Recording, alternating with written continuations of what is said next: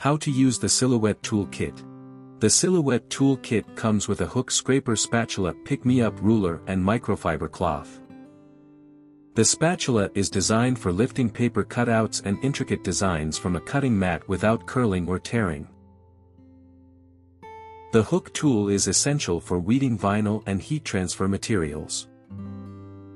The pick-me-up tool features a sticky tip and a stylus. Use the sticky tip to pick up small objects and use the stylus to remove the object from the tacky grip.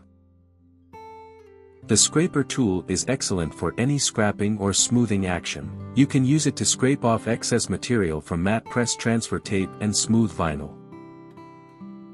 The ruler tool can help you line up your design on the surface perfectly. The microfiber cloth is used to clean the LCD screen and the machine. For more such help and information, visit us at www.mannymaker.com or call us at +1 786 866 5932 +44 020 3983 0480.